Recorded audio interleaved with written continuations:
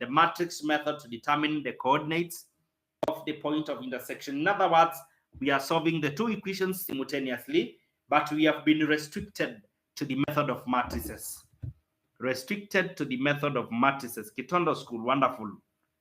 From Garissa High, great. Maweni, wonderful. Well understood. Thank you so much. Teacher Odur, wonderful, wonderful. Happy Moment High School, that is great. State House Girls, asante sana, wonderful. Please invite your great friends. We are supposed to be, before you open schools, people should be turning up when they are almost 1,000 for one lesson. So please start introducing friends. Start introducing friends to this platform. It's going to turn their lives around. It's going to transform their mathematics life. Please don't be changed alone. Catherine Kcse Girls. Thank you. All right, use matrix method. For us to use matrix method, we are supposed to ensure that the terms are aligning in the two equations. For example, if 3x minus 2y is equal to 13, then on this other side, we should start with x. So we rearrange the variables in equation 1 to start with x plus 2y, then equals to, instead of 0, we will have -1 going to that side. Now we are having our linear equations well arranged. What we go to is the matrix equation now. Matrix equation, we write 3, then -2, 1, then 2. This one is called the coefficients matrix. Then we go to the variables matrix, xy. This is equal to 13, -1. This is called the constants matrix. So we have constants matrix. Let me name them, though it's not necessary. Constants matrix. It's good to know, but nobody will require you to identify them. This is called the variables matrix. The variables matrix. Then we have what you call the coefficients. The coefficients matrix. Now, the next thing that every student should know is that after this, we are supposed to work what we call the inverse of the coefficients matrix. So the inverse of the coefficients matrix can now be calculated very efficiently by, first of all, getting the determinant, the date. The date is going to be 2 by 3. That is the product of the elements in the leading diagonal minus the product of the elements in the other diagonal. So 6 minus -2, and that is going to be +8. So we have 8 as the determinant. Now we are supposed to get the inverse of the matrix, whereby we need to we divide by the determinant every term, but there is something we usually do for us to get the inverse. We interchange the positions of the elements in the leading diagonal. The leading diagonal is also called the principal diagonal, which is also called the main diagonal. So you change the positions for the elements in the main diagonal, such that 2 takes up this position and 3 goes down here. Then now for the other elements, we just change the sign. If this is a 2, now it becomes, if it was a -2, now it becomes 2. This is a +1, now it becomes -1. Imagine we are through with identifying the inverse of the matrix.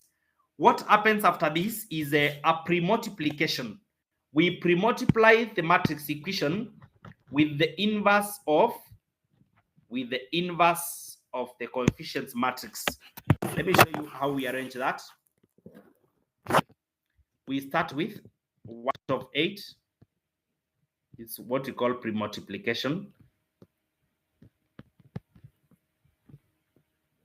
We multiply with the matrix itself. We are multiplying both sides.